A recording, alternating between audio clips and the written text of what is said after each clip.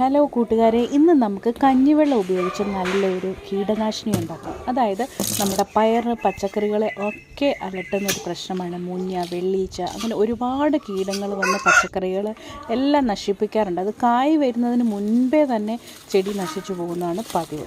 അപ്പോൾ ഇന്നത്തെ ഈ ജൈവ കീടനാശിനി ഉണ്ടാക്കാനായിട്ട് നമുക്ക് വേറെ ഒന്നും വേണ്ട. നമ്മുടെ അടുക്കളയിലെ കഞ്ഞിവെള്ളവും അതുപോലെ തന്നെ കുറച്ച് ഉള്ളിത്തൊലി, വെളുത്തുള്ളിയുടെ തോല് ഒക്കെ മതി. ഇതിലേക്ക് നമ്മൾ നല്ലൊരു അടിപൊളി സാധനം കൂടെ ചേർക്കുമ്പോഴാണ് ഈ ജൈവ കീടനാശിനിയുടെ എഫക്റ്റ് കൂടുന്നത്.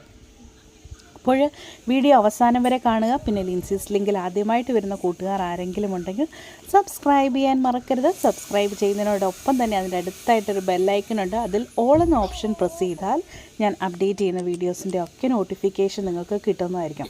അപ്പോൾ ഈ ജൈവ കീടനാശിനി നമ്മൾ തളിച്ചു കഴിഞ്ഞാൽ മിക്ക ജീവികളും, അതായത് മുഞ്ഞ, വെള്ളീച്ച, ഇതൊക്കെയും വന്ന് ഇലയിൽ വന്ന് നമ്മളിത് തളിച്ചതിന് ശേഷമാണെങ്കിൽ അത് ഒട്ടിപ്പിടിച്ചിരിക്കുക. അതിന് പിന്നീട് പറന്നു പോകാൻ പറ്റത്തില്ല. പിന്നെ അതിൻ്റെ ഒരു സ്മെല്ല്. ഇപ്പോൾ ഇത് കണ്ടോ, പടവലമൊക്കെ വരുന്നതിന് മുമ്പ് കിളിച്ച് വരുമ്പോൾ തന്നെ അത് ഈ ജീവികൾ വന്ന് കുത്തി അത് പിന്നീട് അത് വളരാൻ അനുവദിക്കാതെ അതങ്ങ് കേടായി പൊഴിഞ്ഞു പോവുകയാണ് പതിവ്. അപ്പോൾ ഈ പടവലത്തിനും അതുപോലെ തന്നെ പയറിന് വരുന്ന മുഞ്ഞൊന്നും വരാതിരിക്കാൻ ഒത്തിരി നല്ലതാണ് ഈ ഒരു കീടനാശിനി.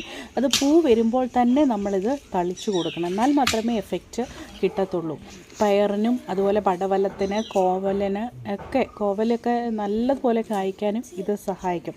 അപ്പോൾ ഇത് നമ്മൾ പൂ വരുന്ന ആ സമയത്ത് അതിന് മുൻപായിട്ട് തന്നെ നല്ലപോലെ പടർന്നു വരുമ്പോൾ തന്നെ സ്പ്രേ ചെയ്ത് കൊടുക്കുക. ആഴ്ചയിൽ 1 or 2 തളിച്ചു കൊടുത്താലും ഒരു കുഴപ്പവുമില്ല. 2 പ്രാവശ്യമൊക്കെ തളിച്ചു കൊടുക്കുന്നത് ഒത്തിരി. ചുവട്ടിൽ ഒഴിച്ചും കൊടുക്കാം, അതുപോലെ തന്നെ നമുക്ക് സ്പ്രേ ചെയ്തും കൊടുക്കാം. ഇത് വേറെ ഒന്നുമല്ല, ഇത് നമ്മുടെ വേപ്പിൻ പിണ്ണാക്കിൻ്റെ പൊടിയാണിത്. അതായത് നീം കേക്കിൻ്റെ പൗഡർ ഫോമിലുള്ള ഫെർട്ടിലൈസറാണിത്. ഇത് വളരെ നല്ലതാണ്. ഇത് ചെടികൾക്കുണ്ടാകുന്ന വേര് ചീയലിന് അതുപോലെ തന്നെ കീടനാശിനിയായിട്ട് നമുക്ക് യൂസ് ചെയ്യാം.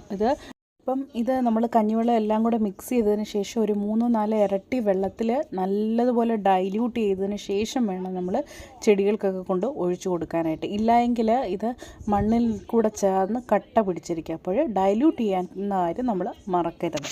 ഇത് വേപ്പിൻ പിണ്ണാക്ക് നമ്മൾ ഈ കഞ്ഞിവെള്ളത്തിലിട്ട് ഒരു 24 മണിക്കൂർ വെച്ചതിന് ശേഷമാണ് നമ്മൾ സ്പ്രേ ചെയ്ത് കൊടുക്കുക. ഇപ്പോൾ നിങ്ങൾ കണ്ടാൽ മനസ്സിലായി, ഇതിൽ ഞാൻ കഞ്ഞിവെള്ളത്തിൽ ഉള്ളിയുടെ തോലുണ്ട്, വെളുത്തുള്ളി അരച്ചതാണ് ചേർത്തേക്കുന്നത്. അതായത് അതുപോലെ തോലോട് കൂടി തന്നെ നിങ്ങൾക്ക് വെളുത്തുള്ളി ഒരു 10 അല്ലിയോളം വെളുത്തുള്ളി നല്ലതുപോലെ ചതച്ച് ഇതിലേക്ക് ഇട്ട് കൊടുക്കാം. ഇത്രയും കാര്യങ്ങളാണ്. പിന്നെ പൊട്ടറ്റോ പീൽ കൂടെ ചേർത്തിട്ടുണ്ട്. അതായത് നല്ല ഒരു ചെടികൾക്കൊരു വളമാണ് ഈ പൊട്ടറ്റോ പീലൊക്കെ. അതുകൊണ്ടാണ് ഞാൻ അതുകൂടെ ചേർത്തേക്കുന്നത്. ഉള്ളിയുടെ തോല്, നമ്മുടെ വെളുത്തുള്ളി നല്ലതുപോലെ ചതച്ചത്, അതുപോലെ തന്നെ പൊട്ടറ്റോയുടെ തൊലി, ഇത്രയും കൂടെ ഇട്ട് ഒരു 24 മണിക്കൂർ നേരം നമ്മൾ വെക്കണം.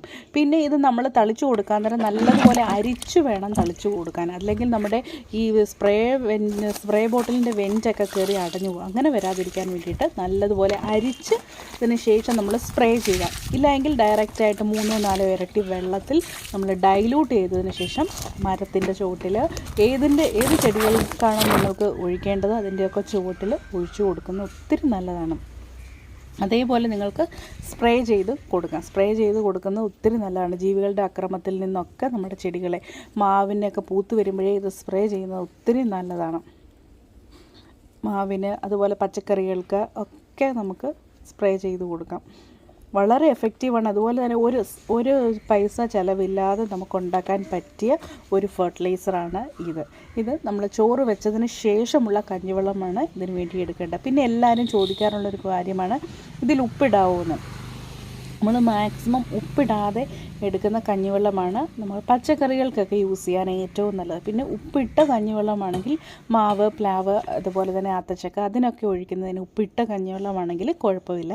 പക്ഷേങ്കിൽ നമ്മൾ ചെടികൾക്ക്, പച്ചക്കറികൾക്കൊക്കെ ആണെങ്കിൽ മാക്സിമം ഉപ്പിടാത്ത കഞ്ഞിവെള്ളം യൂസ് ചെയ്യുക. കാരണം ഉപ്പ് ഇട്ട കഞ്ഞിവെള്ളം, ഉപ്പിനൊരു കാര്യമുണ്ട്, നമ്മുടെ ചെടികളൊക്കെ നശിച്ചു പോകും, പെട്ടെന്ന് കരിഞ്ഞു പോകും, ഡീഹൈഡ്രേഷൻ നടക്കും അവിടെ. അതുകൊണ്ടാണ് നമ്മൾ ഉപ്പ് ഉപയോഗിക്കാത്ത കഞ്ഞിവെള്ളം വേണം ഇതിന് വേണ്ടിയിട്ട് യൂസ് ചെയ്യാൻ വേണ്ടിയിട്ട്. ഇത് നല്ലപോലെ സ്മെല്ല് വരും. കാരണം കഞ്ഞിവെള്ളം പുളിച്ച ഒരു മണമുണ്ടല്ലോ, ആ ഒരു മണമേ ഉള്ളൂ. അല്ലാതെ വേറെ കുഴപ്പമൊന്നുമില്ല ഈ ഒരു ഫെർട്ടിലൈസർ യൂസ് ചെയ്യാൻ വേണ്ടി. ഞാൻ കൈ കഴുകിയതിന് ശേഷം കുറച്ച് തുളസിയില കയ്യിൽ ഞെരടി കഴിഞ്ഞാൽ ആ ഒരു മണം അങ്ങ് പോകും. അപ്പോൾ നമ്മുടെ ചെടികളൊക്കെ നല്ല രീതിയിൽ പൂത്ത് നിൽക്കുകയാണ്. പിന്നെ മഴ വന്നു കഴിഞ്ഞാൽ പൂക്കളെല്ലാം നശിച്ചു, അങ്ങനെ ഒരു കുഴപ്പമുണ്ട്. ചെടികൾക്കും നമുക്കിത് യൂസ് ചെയ്യാൻ ഒത്തിരി നല്ലതായിട്ട്. റോസൊക്കെ ചെറുതായിട്ട് പൂത്തൊക്കെ വരുന്നുണ്ട്, എന്നാലും മുരടിപ്പുള്ള റോസിനൊക്കെ നമുക്കിത് തളിച്ചും ചുവട്ടിലും ഒക്കെ ഒഴിച്ചു കൊടുക്കാം.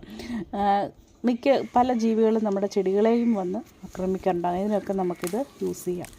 അപ്പോൾ ഇതുവരെ വീഡിയോ കണ്ട എൻ്റെ എല്ലാ കൂട്ടുകാർക്കും ഒരു ബിഗ് താങ്ക് യു. പിന്നെ ലിൻസീസ് ലിങ്ക് ഇതുവരെ സബ്സ്ക്രൈബ് ചെയ്തിട്ടില്ല എങ്കിൽ സബ്സ്ക്രൈബ് ചെയ്യാം.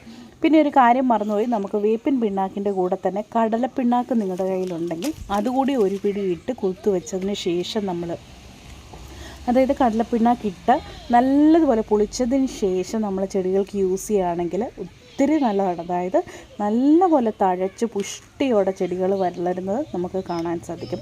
അപ്പോൾ ഓക്കെ ഫ്രണ്ട്സ്, അപ്പോൾ നമുക്ക് വേറൊരു വീഡിയോയുമായി വീണ്ടും കാണാം. Till then take care, bye, see U.